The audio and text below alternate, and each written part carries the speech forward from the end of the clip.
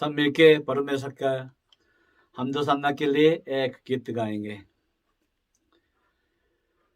धन्यवाद के साथ स्तुति गाऊंगा, हे यीशु मेरे खुदा। उपकार तेरे बेशुमार, कोटि कोटि स्तुति धन्यवाद।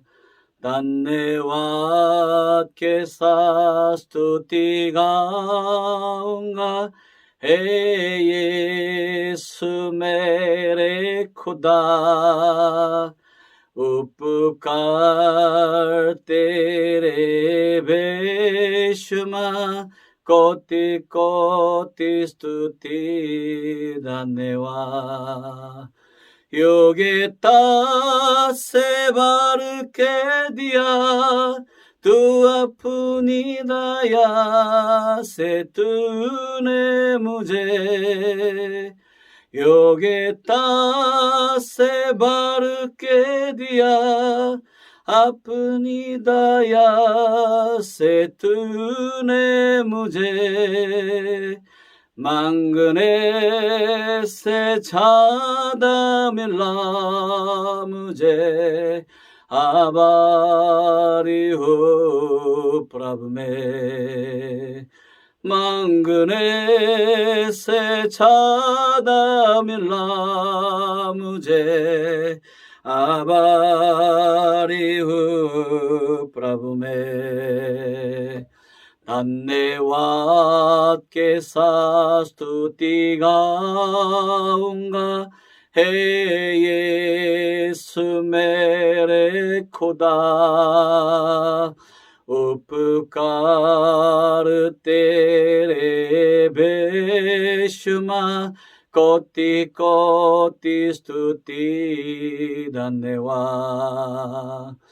तू ये सच्चा जिंदा खुदा, तू अपनी मर्जी से तूने मुझे। तू ये सच्चा जिंदा खुदा, तुझ पर ही भरोसा मेरा। सेवा पूरी करके पाऊं इनाम, प्रभु ऐसा दो वरदान। सेवा पूरी करके पाऊं इनाम, प्रभु ऐसा दो वरदान। हालेलुया। धन्यवाद के साथ स्तुति गाऊंगा, हे यीशु मेरे खुदा। उपकार तेरे बेशुमार, कोटि कोटि स्तुति धन्यवाद। धन्यवाद के साथ स्तुति गाऊंगा, हे यीशु मेरे खुदा। उपकार तेरे बेशुमार, कोटि कोटि स्तुति धन्यवाद। ओ परमेश्वर, बहुत धन्यवाद आज इस यूथ कैंप के लिए प्रभु। फिर से तू हमसे दोबारा बात करने के लिए हमें मौका दे दिया। अभी हम दूसरा सेक्शन में बैठे हैं प्रभु यीशु मसीह। ओ यीशु मसीह, इस समय भी तू हमारा अगुवाई करे। जो भी तू चाहे हमारे बीच में फरमाए, ताकि हम सुने और बदल जाए और जीवन तक पहुंच पाए। प्रभु यीशु मसीह, जो ठीक से सुनने में वो बार दिक्कत होता है, ध्यान इधर उधर हट जाता है, उनके सिर को छू, उनको परेशान करते मैं शैतान तुझे दान देता हूँ, इनके कानों से, इनके ध्यान से दूर हट जा। हालेलुया। छू पवित्र आत्मा, सबके हृदय आत्मा को छू, और प्रभु यीशु मसीह के लहू से उन सभी को भर दे प्रभु।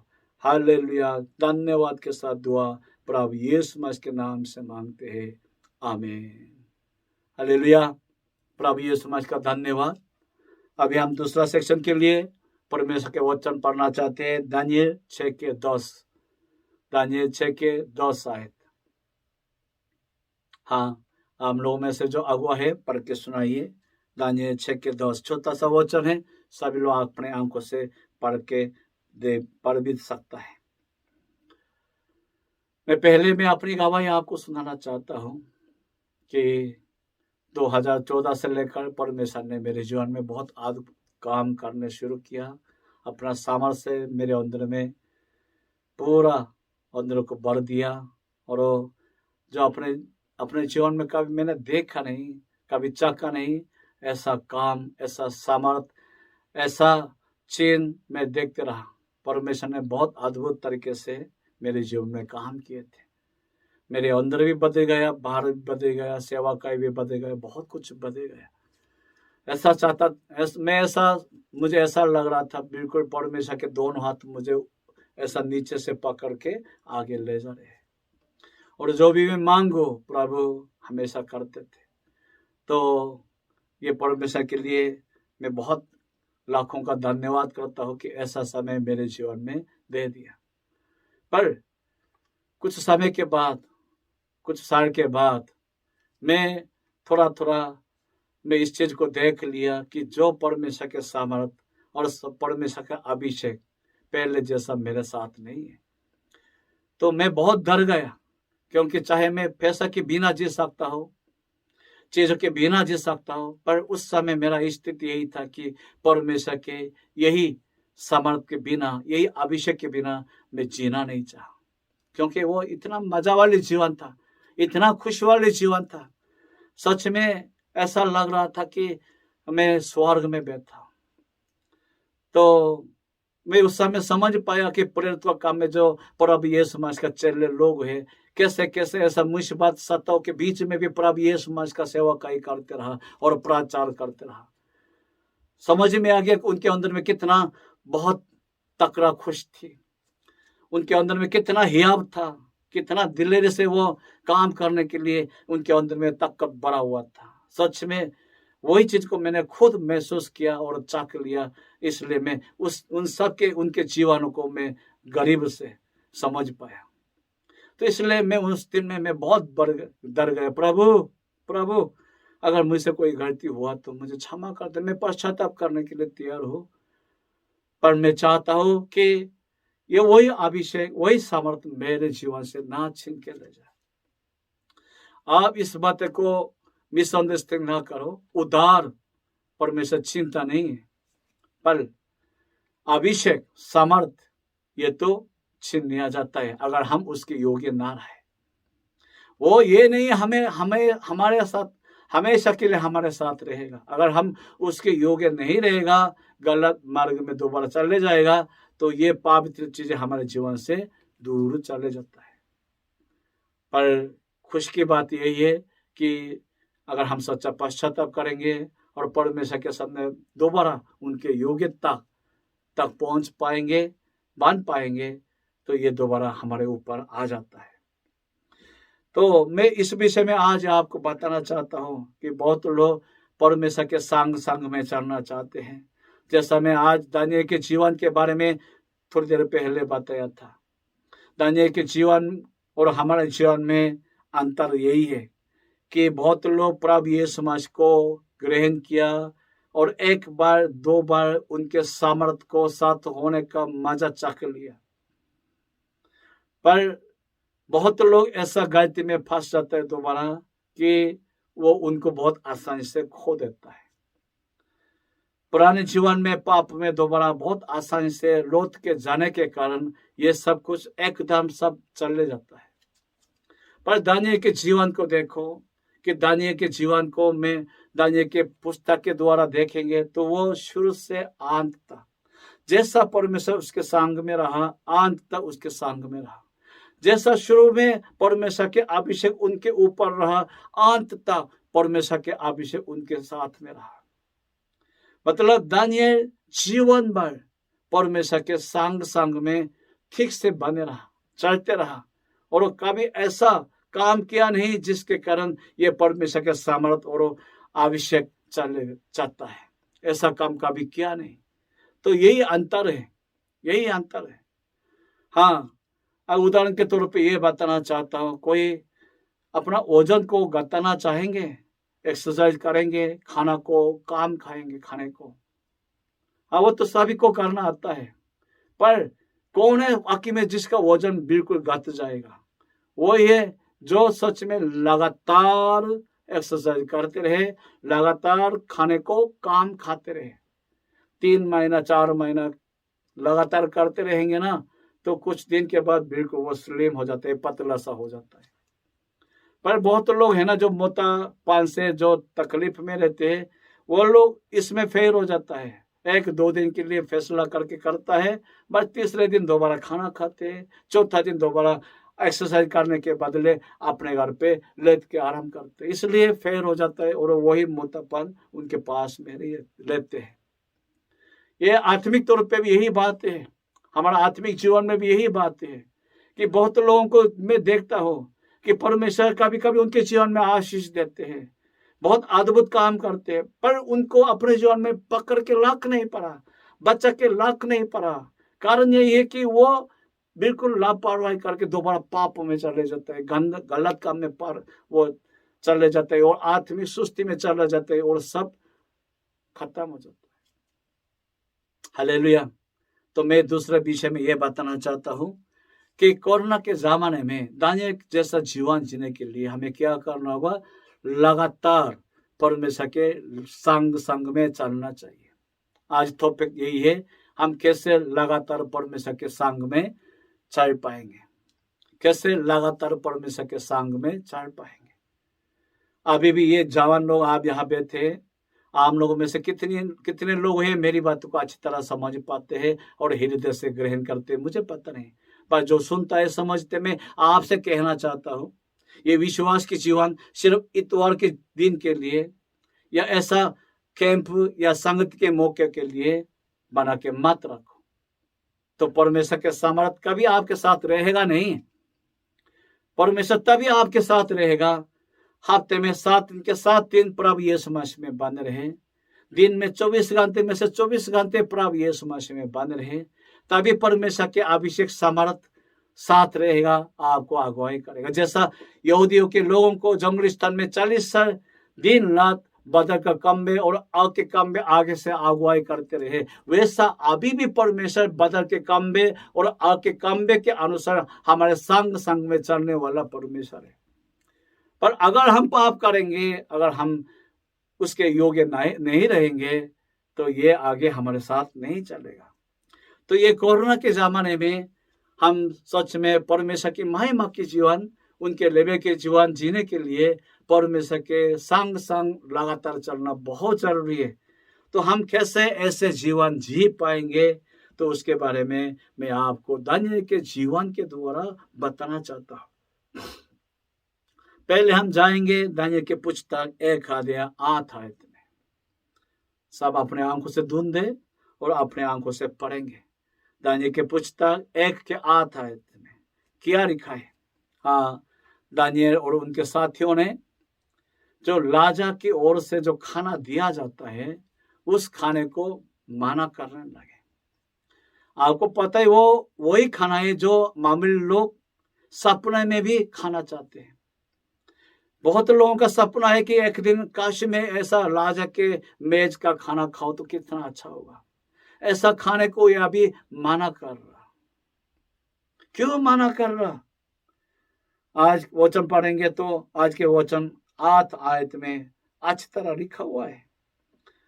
क्यों वो उसको माना कर रहे? वो खाने को पसंद नहीं करता, उसका स्वाद अच्छा नहीं लगता? नहीं, सिर्फ एक कारण, वो अपने आप को गंदा करना नहीं चाहते, मतलब अपने आप को अशुद्ध होने देना नहीं चाहते, अपने आप को वो पवित्र रखना चाहते हैं, इसलिए वो लोग मना किया। Hallelujah, hallelujah. इसलिए वहां के जो ऑफिसर से मांगा कि सर जी हम राजा के खाना को खाना नहीं चाहते, हम सिर्फ सादा सब्जी खाते रहेंगे। तो वो ऑफिसर ने मना किया कि अगर तुम सब्जी खाते हुए पतला हो जाएगा, तुम्हारा चेहरा असुंदर हो जाएगा, तो राजा मुझ पे दान देगा, तो साजा मुझ पे आएगा। तो दानियल ने ऐसा बोला कि नहीं नहीं, ऐसा नहीं होगा।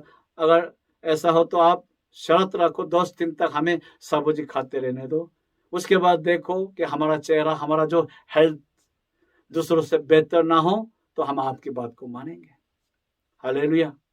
और जैसा आप सबको पता है, 10 दिन के बाद ये ऑफिसर ने देखा तो उनका चेहरा और चमक रहा और वो और हेल्दी हो गया।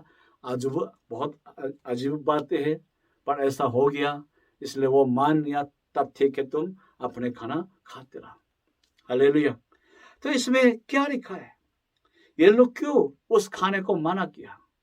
क्योंकि पुराने नियम में जो मूसा के द्वारा जो हमें व्यवस्था दिया गया था, उस व्यवस्था में क्या लिखा है? कुछ जानवरों का जो गोश्त है अशुद्ध है, उसे ना खाना चाहिए।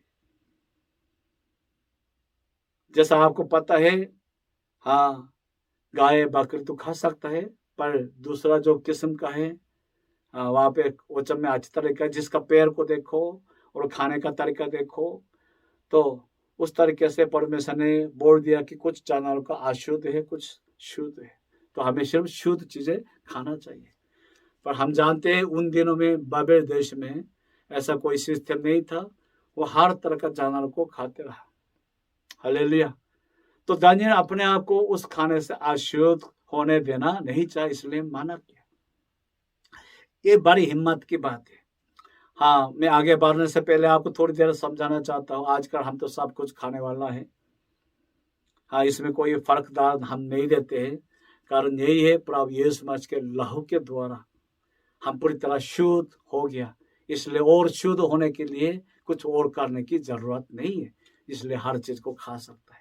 पर दानियल के लिए प्रभु यीशु मसीह का लहू नहीं था, इसलिए वो जैसा व्यवस्था में दिया गया वही वचन के अनुसार चलना पड़ा। पर आपको पता होना चाहिए कि उसके लिए दानियल को बहुत बड़ा फैसला लेना पड़ा, ठान लेना पड़ा। आज का वचन में भी लिखा है, दानियल ने मान में ठान लिया, फैसला किया है, क्योंकि इससे बहुत बड़ा नुकसान हो सकता है। क्या हो सकता है? राजा इनको मना भी कर सकता है, ऑफिस से इनको यहाँ से निकल भी दे सकता है। तुम लोग राजा की बात को नहीं मानते हो, इतना बड़ा सुविधा दे रहे, इसको नहीं मानते हो, तुम तो इसका लायक नहीं है, यहाँ से निकल जाओ, ऐसा माना भी किया जा सकता है। दानियल जैसा दूसरे देश से पकड़ा जाके आए हैं, उन्हीं के लिए बहुत बढ़िया मौका था। लोग चाहते थे हम भी उसमें से एक बन जाए, ऐसी जगह पे वो पहुंच गया, ऐसे लोगों में से एक बन गया। जो लोग सपना में जो देखते थे, ऐसी जगह पे ये लोग बैठ गए। उसको खोना तो बहुत बड़ी बात है, बहुत बड़ी नुकसान की बात है। पर दानियल इस चीज को, इस जगह को, वही पोजीशन को परमेश्वर से बढ़कर नहीं समझा। और परमेश्वर, फिर मैं तुझको नहीं खोना चाहता, चाहे मैं इस सुविधा को खो, इस मौके को खो, कोई बात नहीं, पर मैं तुझको खोना नहीं चाहता हूं, इसलिए मैं अपने आप को अशुद्ध होने नहीं देना चाहता हूं। यही निर्णय थे। Hallelujah, hallelujah. हाँ, तो इसलिए दानियल ने बिल्कुल मना करके, जो उचित है, शुद्ध समझा जाता है, सिर्फ खाना चाहा। आमीन, सब्जी खाना चाहा।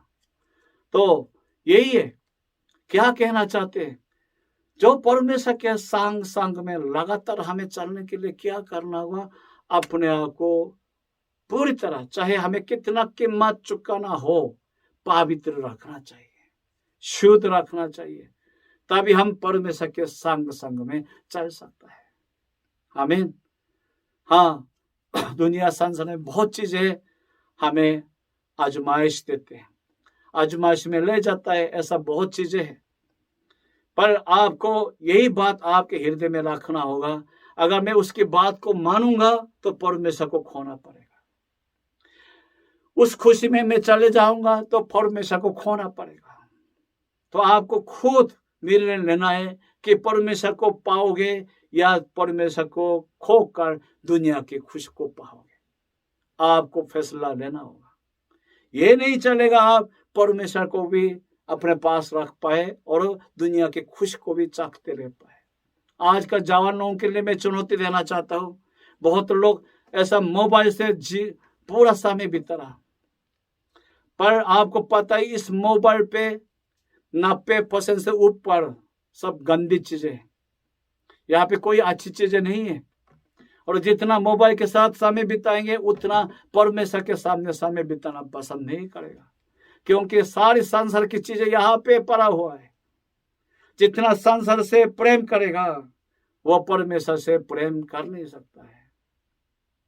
जवान लोग, अगर आप सच में परमेश्वर के संग में चलना चाहेंगे और परमेश्वर को हमेशा पकड़ के रखना चाहेंगे, ना खोना चाहेंगे, तो अपने जीवन से जो गंदी चीजें उससे दूर करो, जैसा दानियेल ने मना किया था। अगर जब तक हम अपने जीवन में पवित्रता को तैयार करके ना रखेंगे, उस पवित्र जीवन को नहीं जिएंगे, कभी उम्मीद भी करना मत कि परमेश्वर के साथ आप चढ़ पाओगे।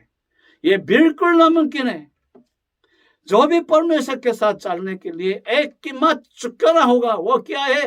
पवित्र जीवन जीने के लिए दुनिया के संसार की चीज को छोड़ना होगा, फेंकना होगा। Hallelujah, hallelujah. दुनिया संसार की चीज का मतलब ये नहीं है कि आपको साइकिल नहीं चलाना है, या बस पे नहीं बैठना, या गाड़ी पे नहीं बैठना। वो वाली बात नहीं है जो हमें परमेश्वर से दूर करते, हमें, हमारे आत्मा को, हमारे शरीर को गंदा करते। ऐसा चीज को छोड़ना चाहिए, जैसा दानियेल ने मना किया था। मैं ऐसा चीज को खा नहीं सकता। नियत क्या है? सिर्फ अपने आप को शुद्ध रखने के लिए। यही लगन आपके अंदर में होना चाहिए जो परमेश्वर के संग में चलना चाहेंगे। तो यही लगन आपके अंदर में होना चाहिए। प्रभु, मैं आपके साथ संग में चलने के लिए, जो मेरा मन बहुत चाहते हैं, दुनिया की खुशी और दुनिया की जो मजा वाली चीज को मैं अपने पास रखूंगा, नहीं, मना करूंगा, ताकि मेरा आत्मा बच जाए। सच में आजकल और आने वाले दिन में ये आपके लिए बहुत बड़ा चुनौती की बात है, चैलेंज की बात है, क्योंकि संसार दुनिया और बिगड़ते जा रहा है, पाप की ओर बढ़ते जा रहा है, और सारी चीजें, गंदी चीजें आपके पास बहुत नजदीक अभी बढ़ते आ रहे हैं, बहुत आसानी से। 10 साल पहले तो बड़ी मुश्किल से ढूंढने से मिलता था, आजकल तो बड़ी आसानी से एक बार उंगली दबाने से मिल जाता है। इतना खतरनाक जमाना है। कभी कभी मोबाइल पे कोई अनजान लड़की का फोन भी आ जाता है, वो कहते हैं मेरे साथ दोस्ती करोगे, तुम्हारे साथ मैं क्यों दोस्ती करूं, जिसको जानता भी नहीं। वो हमें बेविचारी में फंसाना चाहते। ऐसा बहुत ही संसार बहुत खराब हो गया। ऐसा जमाने में अगर आप पवित्रता के लिए ठान ले लोगे, दानियेल जैसा, परमेश्वर के साथ चलना बिल्कुल नामुमकिन है। प्रभु यीशु मसीह के साथ चलना बिल्कुल नामुमकिन है। इसलिए अभी मैं आपको मौका दे रहा, आज मौका दे रहा, अपना जीवन में अशुद्ध चीजें जिससे आप अशुद्ध हो जाता है, उन सारी चीज को फेंको, उन सारी चीज को मना करो, बंद करो।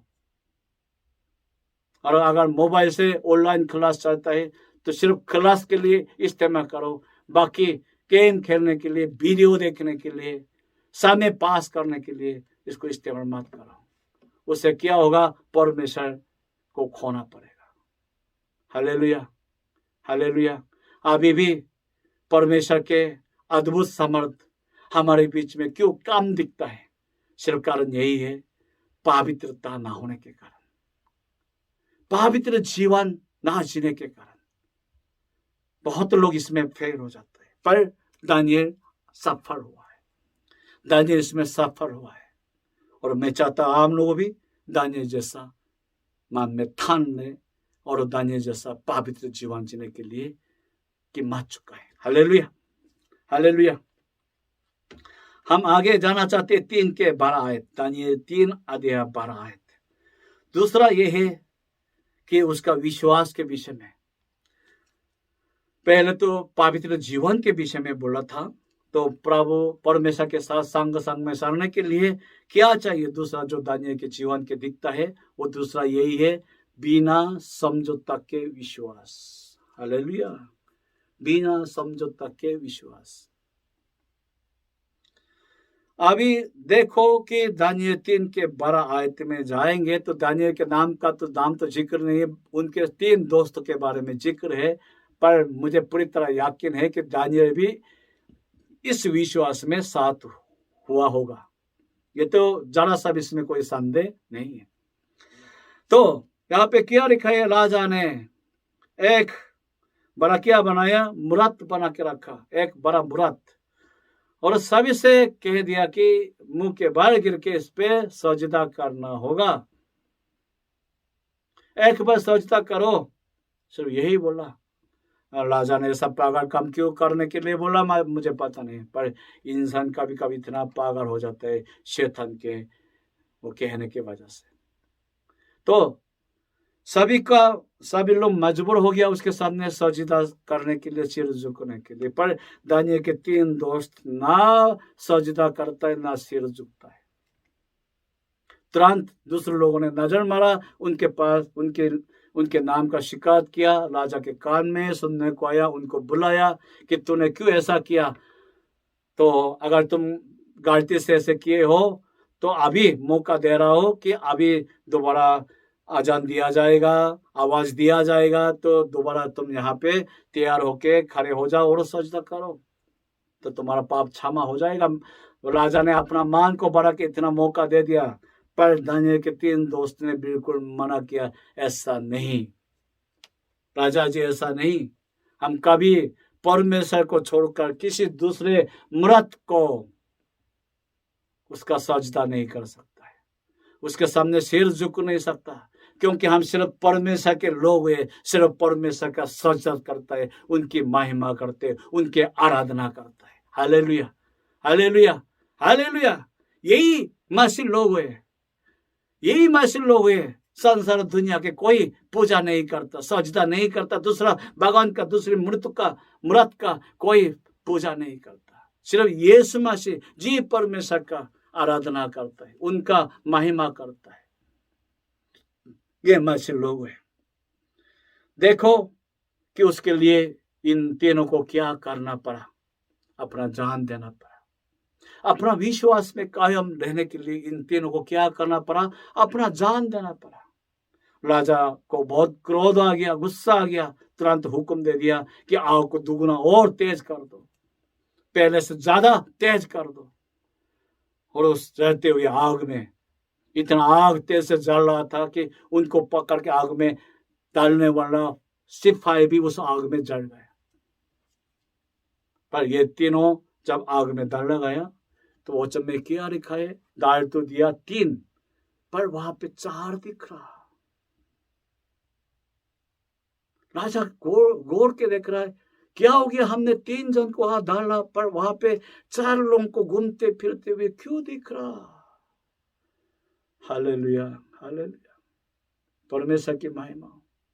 अंत वाले दिन परमेश्वर किसकी रक्षा करेगा, जो बिना समझौता के सिर्फ परमेश्वर के विश्वास पे, उस पे कायम रहने वाला, उस पे बने रहने वाला, यहोवा परमेश्वर के सिर्फ सेवा करने वाला, दुनिया किस चीज से समझौता ना करने वाला, उनका रक्षा करेगा और उनके लक्ष्य संग में चलते रहेगा। परमेश्वर के स्वर्गदूत आ गया उनका रक्षा करने के लिए, और वो साथ रहा, चाहे आग कितना तेज हो, जरा सा भी उनके ऊपर कुछ असर पड़े नहीं, जरा सा भी जलना नहीं। राजा ने हुक्म दे दिया, ये कौन है, उनको निकाल के दिखाओ। दोबारा उनको बाहर निकाला तो दिख रहा वो जिंदा, कुछ भी नुकसान हुआ नहीं, बिल्कुल साफ शुद्ध। परमेश्वर ने इनको बचाया। Hallelujah, hallelujah. हाँ, इसलिए परमेश्वर भी इनके संग में चलना पसंद किया। परमेश्वर जो बार-बार समझौता करते दुनिया, संसार और डरने के बाद वजह से, फायदा के वजह से, जो दुनिया के लोगों से, हिंदुओं से, मुसलमान से ऐसा उनके सामर्थ्य को लेने के लिए समझौता करते, उनके संग में परमेश्वर नहीं चाहते। हम परमेश्वर और दूसरा भगवान को दोनों का सेवा कर नहीं सकता। हम परमेश्वर और संसार दोनों से प्रेम कर नहीं सकता है, और हम परमेश्वर के वचन और संसार के कहना दोनों को सुन नहीं सकता है। दोनों में से एक को चुनना होगा। सिर्फ परमेश्वर का सेवा करना चाहिए, सिर्फ परमेश्वर से प्रेम करना चाहिए, सिर्फ परमेश्वर के वचन को सुनना है, उस पर चलना चाहिए, सिर्फ परमेश्वर पे भरोसा होना चाहिए। कभी कभी मेरे नजर में ऐसा लोग बहुत दिख रहा, एक पैर परमेश्वर के यहाँ छोड़ दिया, दूसरा पैर संसार के शक्ति वाला लोगों के पास छोड़ दिया। वो कहते हैं कि मैं परमेश्वर से भी मदद लूंगा, संसार के ऐसा शक्ति वाला लोगों से भी मदद लूंगा। ये चलने का नहीं है। परमेश्वर ऐसा लोगों को पसंद नहीं करता। ऐसा लोगों से परमेश्वर संग में चलना पसंद नहीं करते। उनको एकदम मना करेगा, मैं तेरे साथ नहीं चलूंगा। Hallelujah, hallelujah, hallelujah. आने वाले दिनों में, अभी जो आने वाला है वो समय में, ऐसा विश्वासी परमेश्वर को चाहिए जो बिल्कुल किसी स्थिति में, किसी हालत में भी समझौता नहीं करता है, सिर्फ परमेश्वर का सेवा करते हैं, परमेश्वर से सिर्फ वो प्रेम करते हैं, सिर्फ परमेश्वर पे भरोसा करते हैं और सिर्फ परमेश्वर की वचन को सुनता है, उनके कहने को सुनता है, उस पे चलता है। जो बिना समझौते वाला विश्वास, बिना समझौता के विश्वास, वही व्यक्ति उनके साथ परमेश्वर भी साथ संग में चलना पसंद करता है। Hallelujah, hallelujah. वचन कहते हैं जो अपना जान को बचाना चाहेंगे वो खोएगा, और जो अपना जान को प्रभु के लिए देता है वो पाएगा। समझौता इसलिए होता है जान को बचाने के चक्कर में, पर वचन कहते हैं अगर तो अपना जान को भी मेरे लिए दे दोगे तो वो खोएगा नहीं, उल्टा पाओगे। यही है प्रभु का वायदा है। और जो परमेश्वर के राज्य के लिए, उनकी इच्छा के लिए अपना जान तक देते हैं, जान को पाओगे, साथ साथ क्या पाएगा? परमेश्वर को भी पाएंगे, जो तेरे संग में रोज लगातार चलना पसंद करता है, वही परमेश्वर को पाओगे। Hallelujah, hallelujah, hallelujah. हम तीसरी बात कहना चाहते हैं। दानियेल 6:10 में जाएंगे। यहाँ पे क्या लिखा है? हाँ, यही लिखा है कि राजा ने ऐसा अपना जो आपस के लोगों के जो दानियेल के खिलाफ कुछ करना चाहते हैं, उनकी बात को लेकर मानकर एक कानून बनाया। वही बनाया कि आज से कुछ समय के लिए सिर्फ राजा से विनती मांगेगा, राजा के अलावा किसी और से विनती मांगेगा तो वो क्या करेगा? हाँ, सिंहों की मंडी में डाला जाएगा। जहाँ पे शेर बैठे हैं, जंगली शेर, सिंहों के मंडी में डाला जाएगा। ऐसा कानून बनाया और वहां पे मोहर लगा दिया तो पक्का हो गया। और दानियेल को पता था कि अभी ऐसा कानून लागू हो चुका है, इसलिए आपसे कोई भी राजा के सिवा किसी और के सामने विनती करते हुए दिखेगा, तुरंत पकड़ा जाएगा और शेर के सामने छोड़ दिया जाएगा। इतना जानने के बावजूद आपको पता है कि दानियेल 6:10 में दानियेल अपने घर पे गया, अपना घर की खिड़की को यरूशलेम की ओर खोल के रखा, और जैसा वचन कहते हैं अपना रीति से रोज करते थे, 3 बार दुआ में बैठते थे, वैसा प्रार्थना में बैठा और परमेश्वर का धन्यवाद किया, उससे विनती किया, प्रार्थना की। Hallelujah, hallelujah, hallelujah. यही तकड़ा विश्वास है। हाँ, मैं आखिरी शब्द में ये कहना चाहूँ, परमेश्वर के साथ संग में चलने के लिए क्या करना? ऐसा तकड़ा दुआ वाले व्यक्ति होना चाहिए। किसी स्थिति में, किसी हालत में भी जो दुआ को, प्रार्थना को नहीं छोड़ता है, ऐसा तकड़ा दुआ वाला। हाँ, अंत के दिन बढ़िया से परमेश्वर इस्तेमाल करेगा, उनके जीवन में परमेश्वर के संग होना जरूर दिखता रहेगा। हालेलुया। मेरा समझ में आ गया कि दानियेल के जीवन का बुनियाद इससे तैयार हो गया। दानियेल के जीवन का बुनियाद कैसे दानियेल बन गया, कोई एक शब्द को निकाल के बताना होगा तो मैं यही बोलूंगा, इसलिए कि वो किसी हालत में भी रोज 3 बार प्रार्थना में बैठे रहा। हालेलुया।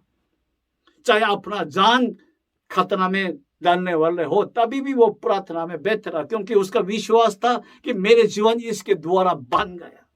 उसके विश्वास था अभी तक मेरे जीवन यहाँ तक पहुंच इसलिए पाया कि मैंने इस तरह परमेश्वर के सम्मुख में दुआ में बैठे रहा। यही दुआ मेरे जीवन को, जो बिल्कुल जीरो था, जहाँ पे उम्मीद नहीं था, उस जगह से मुझे सबसे ऊंची जगह तक पहुंचा दिया। इसलिए वो जानता था जान देने वाला, ले जाने वाला भी मेरा प्रभु है, परमेश्वर है और सारे अधिकार उनके हाथ में है। इसलिए मैं राजा की बात, उनके कानून को मैं सुनूंगा नहीं, पहले परमेश्वर से सुनूंगा, उनके साथ उनके सामने समय बिताऊंगा। Hallelujah, hallelujah, hallelujah. ये कोरोना के जमाने में है ना, दो तरह के लोग दिखता है। कुछ लोग पहले से ज्यादा दुआ में बैठ रहा, कुछ लोग पहले से ज्यादा आराम कर रहे और दुआ में नहीं बैठ रहा। तो बहुत जगह में दिखता है आत्मिक सुखापन और आत्मिक ठंडापन। और कुछ लोगों के जीवन में दिखता है कि बहुत तकरा आग पहले से बहुत तेज चलता है। वो कैसे हुआ? वो समझ में आ गया, ये समय है प्रार्थना का। कोरोना के जमाना, इसको जीने के लिए हमें क्या करना होगा? कोई हमसे पूछेंगे तो मैं आपसे यही जवाब दे दूंगा, दानिएल के समान 3 बार दुआ में बैठना शुरू करो। Hallelujah, hallelujah. यही है कोरोना के समय को पार करने का तरीका। आने वाले दिनों में जो इस दुनिया में चाहे कितना क्लेश बढ़ते रहे, फिर भी उसको पार करने का, सहन करने का, धीरे रहने का तरीका ये कि दिन में 3 बार दुआ में, प्रार्थना में बैठ रहा। प्रार्थना के बिना हम ऐसा जीवन जी नहीं पाएंगे। सिर्फ प्रार्थनाएं हमारे लिए यही समाधान देगा। सिर्फ प्रार्थनाएं हमें यही लाल समुद्र को पार करने में मदद करेगा। ये प्रार्थनाएं सिर्फ हमें शैतान के वही मुंह से हमें बचाएगा, दुनिया के हर शैतान की शक्तियों से हमें बचाएगा। Hallelujah, hallelujah. जैसा आप सबको पता है कि दानिएल ने ऐसा प्रार्थना किया, तो जरूर इन लोगों ने इनको मौके पे पकड़ के राजा के सामने लेके आया और कहने लगे कि जैसा आपने कानून बनाया वैसे इनके ऊपर किया जाना चाहिए, कि इनको क्या ना सिंहों का मांद में डाला जाना चाहिए। तो राजा मजबूरी में, दानिएल को इतना आजीज समझने के बावजूद मजबूरी में उसको डाल दिया। पर आपको पता है ना क्या हुआ?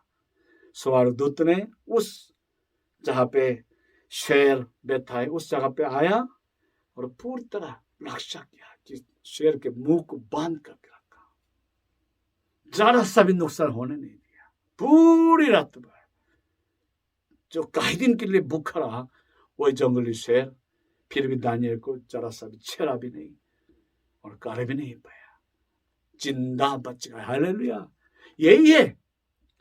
यही है सच्चा प्रार्थना के लोग हमेशा जय पाते हैं। शैतान कभी उनको हरा नहीं सकता, उनके ऊपर कोई नुकसान पहुंचा नहीं सकता। जो परमेश्वर पे भरोसा करने के कारण, जो रोज रोज प्रार्थना की जीवन जीने वाला और ऐसा कीमत प्रार्थना के लिए चुकाने वाला, उन्हीं को शैतान उनके ऊपर कुछ कर नहीं सकता है। वो अपना जीवन में हमेशा परमेश्वर के जय पाते। Hallelujah, hallelujah. मैं आपको चुनौती देना चाहता हूं, आप लोग अभी जवान हैं, बहुत कुछ ना सीखने के बावजूद अगर सब कुछ सीख ना पाए तो आपको क्या करना? मैं आपको एक चुनौती देना चाहता हूँ, दानिएल के समान दिन में 3 बार प्रार्थना बैठना सीखो और वही वाली जीवन शुरू करो। Hallelujah, hallelujah, hallelujah. प्रभु यीशु मसीह की महिमा हो। तो मैं समाप्त करना चाहता हूं। शैतान ने पहला इंसान आदम और उसकी बीवी को पाप में फंसा दिया, धोखा दे दिया ताकि वो पाप करे। और जब वो पाप किया है तो क्या हो गया? उसके कारण परमेश्वर के संग में चल नहीं पाया। ये शैतान का असली मकसद यही था कि ये दोनों परमेश्वर के संग में चल नहीं पाए, यही चाहता था। और अभी भी यही शैतान विश्वासी लोगों के साथ यही चाहते हैं, चाहे तो प्रभु यीशु मसीह में आए हो तभी भी प्रभु यीशु मसीह के संग में चल ना पाए। इसलिए शैतान बार विश्वासियों के पास आता है, उनको भरमाने की कोशिश करता है, धोखा देने की कोशिश करता है, पाप की ओर खींच के ले जाने की कोशिश करता है, ताकि ये अशुद्ध हो जाए, ये समझौता करने वाला बन जाए, ये प्रार्थना आत्मिक जीवन को छोड़ने वाला बन जाए और परमेश्वर से बिल्कुल दूर हो जाए और बेकार सुख ठंडा इंसान बन जाए। ये शैतान का इरादा है। और परमेश्वर चाहते हैं, बेटा इस समय के लिए मेरी जरूरत है, मैं तेरे संग में चलना चाहता हूं। दानिएल के साथ मैंने चला, मैं तेरे साथ चलना चाहता हूं बेटा, पर उसके लिए तुझे क्या करना? अपने आप को पवित्र रखना होगा। और संसार दुनिया को छोड़कर बिना समझौता के विश्वास दिखाना होगा और लगातार प्रार्थना में बैठे रहना होगा। तो मैं तेरे साथ रहूंगा और तेरा अगुवाई करूंगा और अपनी महिमा को तेरे जीवन के द्वारा पाऊंगा, तुझे अपनी महिमा के लिए इस्तेमाल करूंगा। Hallelujah, hallelujah. यही दिन मैं चाहता आप सबके पास आ जाए। तो उसके लिए आज का ये 3 बातें कोई ना भूले। आज से प्रार्थना में 3 बार बैठना शुरू करें और आज से अपना आपको अशुद्ध करने वाला सारी चीज को छोड़ दे और आज से संसार दुनिया या कोई व्यक्ति शक्ति सभी पे जो उम्मीद और भरोसा करने की बात अपने अंदर से खत्म करो। सिर्फ प्रभु पे भरोसा विश्वास करने वाला बन जाओ, उनका सेवा करने वाला बन जाओ। खासकर कोई अभी भी मूर्ति पूजा करता है, इधर उधर देवदास के पास जाता है, आप स्वर्ग में पहुंच नहीं पाओगे, नरक में जाओगे। सारी चीज को छोड़ो, सिर्फ प्रभु यीशु मसीह को पकड़ो, तभी स्वर्ग में आपके लिए जगह तैयार हो जाएगा। Hallelujah, hallelujah. ऐसा आंखें बांध करें, प्रभु के पास जाएंगे। जो अभी लगातार प्रभु यीशु मसीह के साथ चलना चाहते हैं तो दोबारा अपना हाथ उठाएंगे।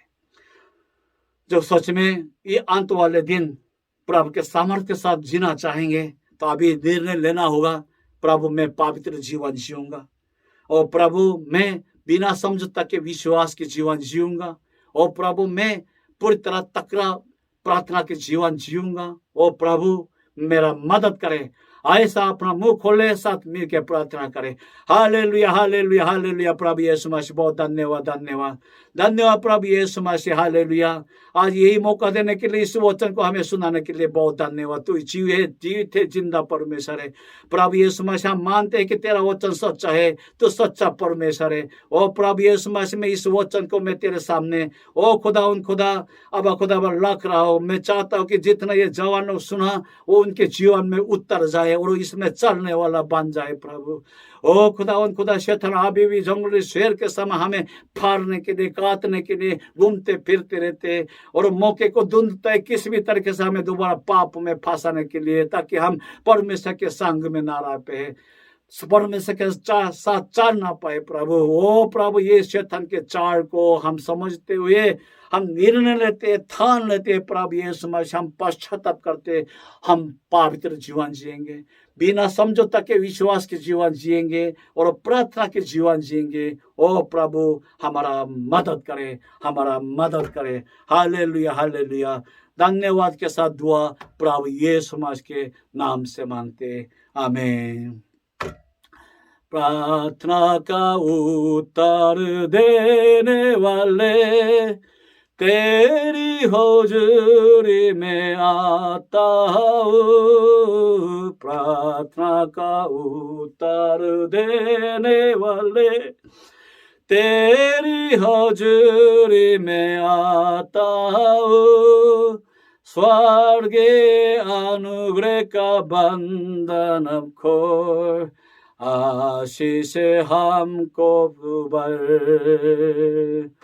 स्वर्गीय अनुग्रह का बंधन अब खोल, आशीष हमको तू बल। सुन मेरी प्रार्थना, उत्तर दे सुनकर याचना। सुन मेरी प्रार्थना,